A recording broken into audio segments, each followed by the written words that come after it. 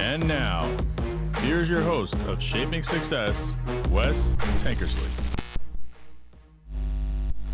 What is up, everyone? Welcome to Shaping Success. I'm your host, Wes Tankersley.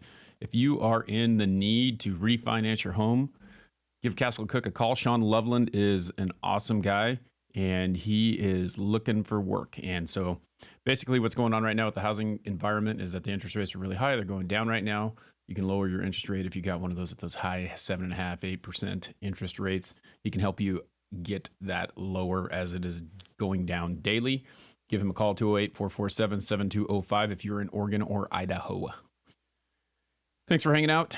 This will probably be a little short one just because we were supposed to do a little book review with Robert Watson today, but ended up, we kind of got our paths crossed last week. I had to take it off because my wife was sick, and then I didn't confirm with him this morning. He was going to run a little bit late. So tomorrow we will be doing Ars Victorious review of his book that is coming out very soon.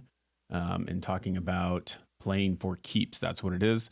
If you're on TikTok, thanks for hanging out. Normally I'd send you over to YouTube to get into the conversation, but we'll take comments and questions over here today. Jane, what's going on? Thanks for hanging out. Today, I want to talk about control because I feel like a lot of times we give other people control, right? And the reality of all those situations is that we must control what we can control. We are in control of the way that we evaluate the situation, handle the situation, and those types of things. So I've got a couple quotes here pulled up, but the reality of control, as you know, if you've listened to me for a while, I relate a lot of things to sports, to life, to things like that happen. Thanks for hanging out over here, Nikki. The stream was not working, but we're going here on TikTok, the live portion over there. But we're talking about control, okay? So controlling what you can control. And like I said, I talk about sports a lot, and it's interesting how that happens. But the reality is that you control what you can control a lot of times on the field, and you can control your effort. You can control how you react. You can control things that you can control, but you cannot control what the other person is doing because you don't know what they're thinking. I think of it as like a batter in a baseball game, right? So you're playing baseball and you're up to bat and someone's throwing pitches, right? You don't know what they're throwing, but what you can control is the reaction that you have. So if they're throwing you a curveball, then you know that you have to react in a different way than they're throwing you a fastball, right? Curveball comes in slower. It drops a little bit. You have to let it travel. A fastball is coming pretty quick. You have to react a lot faster, so you can control that. Thanks, guys, for hanging out on TikTok. Like I said, there's no YouTube this morning because, well, something's funky going on, which happens sometimes. Elon Musk cannot get his Starlink to work properly out in the country in Caldwell, Idaho. So we'll talk about a few of these quotes. One of the things that I really think about, and like, it's funny because the first one's about, relationships. I'm married. I can control what I do, but I can't control my wife's reactions to what happens. And I might have read this wrong, but that's the first thing that comes to thought process, it seems like. So we have people you live with, your significant other, your boss, your friends, things like that. So a reaction that they have, you cannot control. So if you say something to them, how they take that, how they interpret it, you don't know what moment they're in, how they feel, and what they're going through without having that conversation. So you cannot control their reaction. You can control the way you deliver the information, but you can't control that action, right?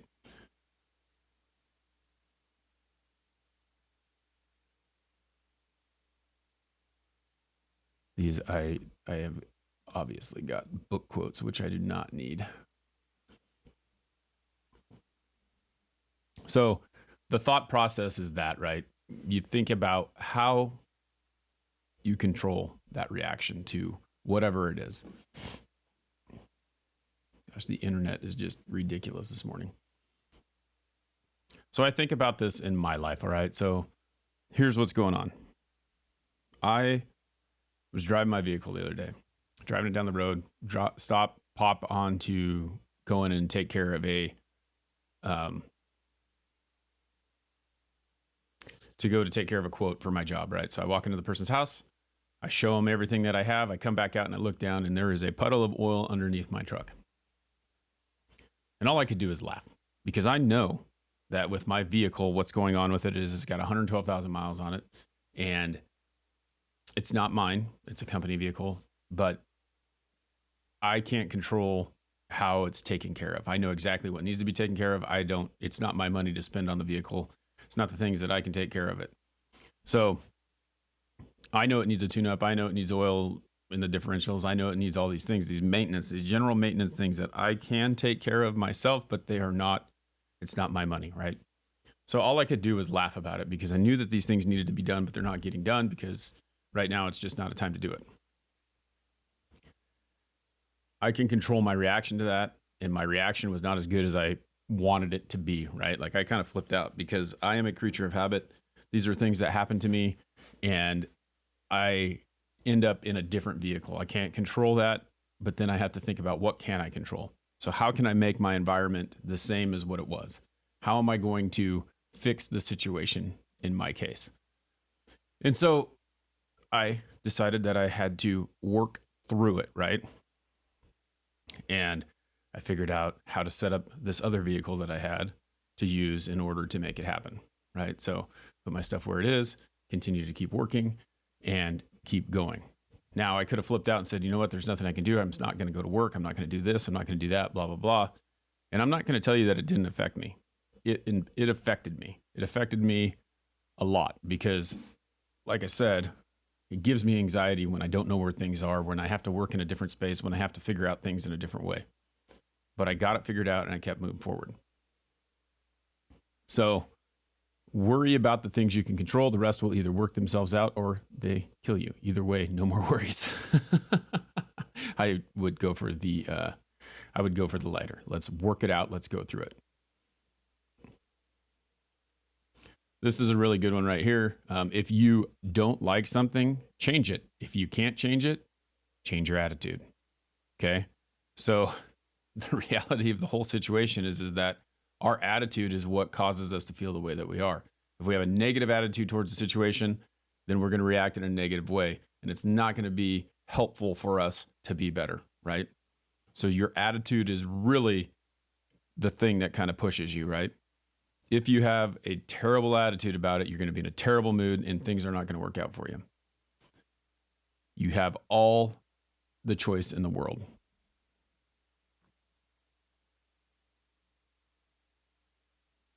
This one goes along the same lines. People spend all their time focused on things they can't control. In truth, there are only two things you can control: your attitude and your work ethic.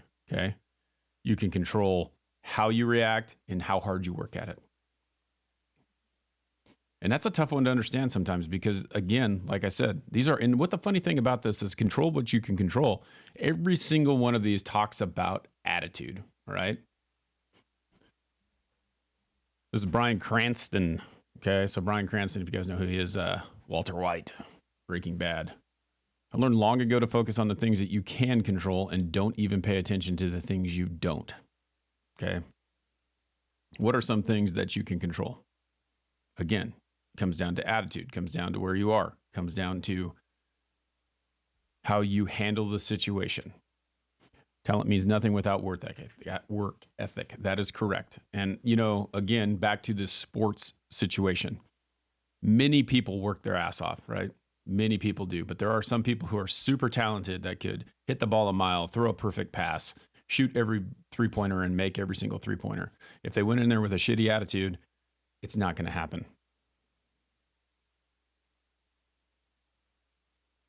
I'll have to check that out. The circle of control. That's a good place to have it, to look at it every single day.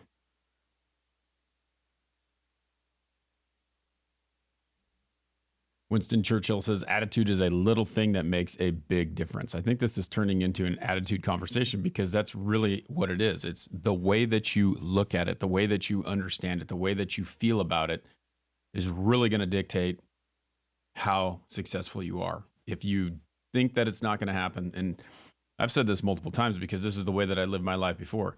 I just felt like it wasn't going to happen, but I worked my butt off to make sure that it did happen. And when it did happen, I was happy about it. That's not really a good way to live. I can tell you that, because you think of everything in a negative light.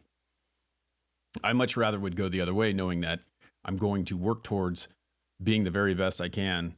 And if it doesn't happen for a reason. And I think that a lot of times we sit there and we think we're afraid to fail. So if we're going to fail, then when we're afraid for that to happen, then we're not going to be successful, and we're going to have a negative attitude about it. So thinking in the long run, like the glass is half empty or the glass is half full, that's the thing that I always bring up, is I always thought the glass was half empty, and then I was surprised when it was half full. And I don't know. I don't feel that way. Like, I think that that's a defeatist way to think about it, because what happens is when you forget or you think that it's half empty, you're just in that mood all the time. Well, it's never going to happen. It's kind of like Eeyore. You know who Eeyore is? Oh, bother, why bother? He's, Winnie the Pooh's, what is he? Is he a donkey? I think he's a donkey. But anyway, it's like, oh, bother, like it's just not going to happen. And that just doesn't work. You need to be focused on making it happen and believing in it, because if you don't believe in that it's going to happen, then it never will. You have to be the number one person who believes in it.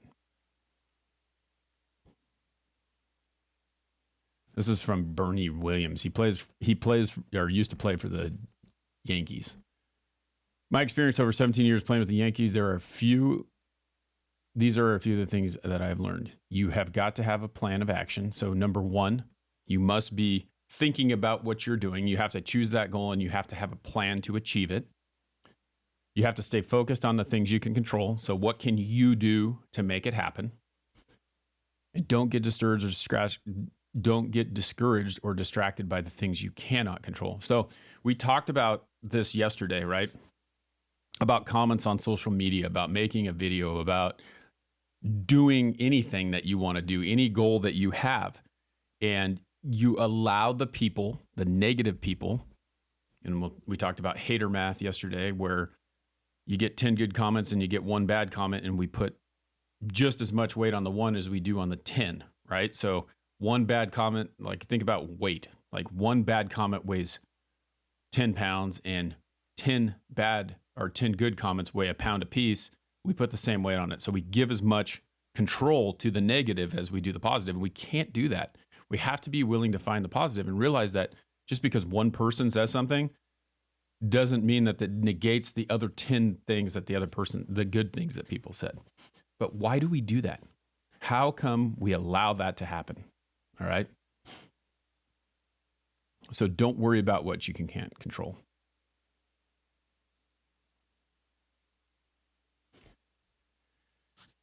This will be the last one here. So we can kind of ramble a little bit more about it, but this is like a business quote. This is from Mark Cuban. If you don't know who Mark Cuban is, business is the ultimate sport. In business, as in sport, the one thing you can control is your effort. Are you putting everything you've got into your effort? What is it going to take to put in the most effort that you have? Be okay if it doesn't work out, because you did everything you possibly could do to make it work. But it doesn't mean that it's not going to happen. And I'm telling you, I've been through this multiple times where one door closes, another one opens. You have to realize that if it's supposed to happen and if you are putting in the effort, it will happen. It may not happen in the time that you want. And I think that's a big thing. Being patient is the toughest thing for anyone. We all want instant results. We all want it to happen right away. And a lot of times it doesn't happen right away, but it will happen if we continue to use our effort to move forward. I hope that you guys have an awesome day today. Thanks for being here. I know this is a little shorter episode, and it always is a little bit of rambling. That's the way that it works.